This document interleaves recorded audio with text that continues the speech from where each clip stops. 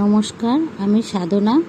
আজকের বানাবো সম্পূর্ণ নিরামিষি ছোলার ডালের বড়া করে ডাঁটা আলু দিয়ে ঝোল।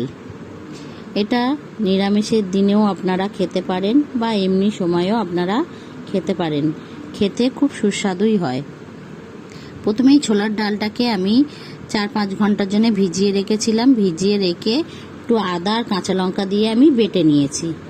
এবার দিয়ে দেবো এর মধ্যে একটু হলুদ গুঁড়ো, দিয়ে দেবো একটু জিরের গুঁড়ো, আর দেবো অল্প একটু কালো জিরে, দেবো স্বাদ মতন লবণ দিয়ে এটাকে ভালো করে একটু ফাটিয়ে নেব কিছুক্ষণ।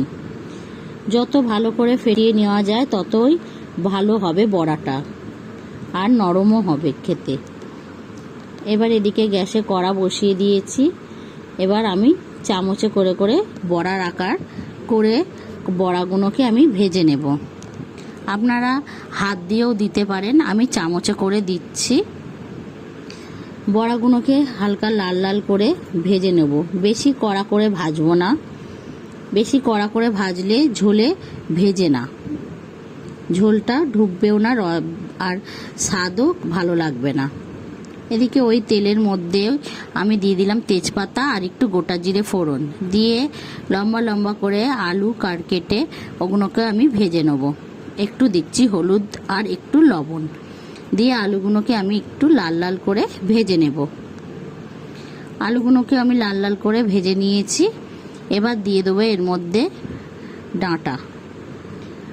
ডাঁটাগুলোকেও দিয়ে এর মধ্যে আমি হালকা ভেজে নেব।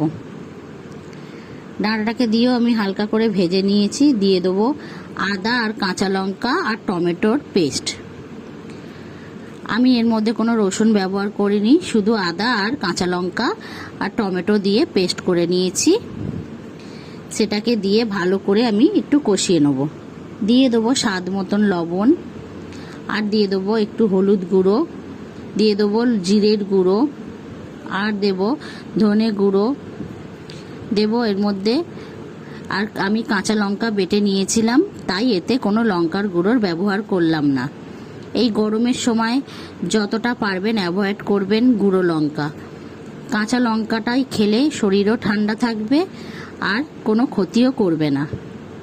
আমি তাই এটা কাঁচা লঙ্কা দিয়েই আমি তরকারিটা করছি। এই গরমের সময় এরম তরকারি খুব ভালোই লাগবে। দিয়ে দেবো একটু স্বাদ মতন চিনি। চিনিটাকে দিয়েও আমি আর একটু হালকা কষিয়ে নিলাম। কষিয়ে নিয়ে এবার এর মধ্যে দিয়ে দেবো পরিমাণ মতন জল। তেল ছেড়ে দিয়েছে, পরিমাণ মতন আমি জল দিয়ে দিয়েছি। এটাকে এবার আমি আলু ডাঁটাটাকে ভালো করে সেদ্ধ করে নেব। জলে ফুটিয়ে আমি এগুলোকে ভালো করে সেদ্ধ করে নিয়েছি। এবার দিয়ে দেবো বড়াগুলোকে দিয়েও আমি 2-3 মিনিট আমি একটু ফুটিয়ে নেব। বড়াগুলোকে চাপা দিয়ে আমি 2-3 মিনিট আমি ফুটিয়ে নিচ্ছি। ফুটে গেলে এর মধ্যে দিয়ে দেবো অল্প করে ধনেপাতা কুচি। ধনেপাতা কুচিটাকে আমি দিয়ে দিলাম। দিয়ে আমি একটু নেড়ে চেড়ে নেবো। নেড়ে চেড়ে নিলেই আমার এই হালকা পাতলা বড়ার ঝোলের রেসিপিটা কমপ্লিট। আপনাদের যদি এটা ভালো লেগে থাকে একটা লাইক কমেন্ট শেয়ার করে দেবেন, আর সাবস্ক্রাইব করে আমার পাশে থাকবেন।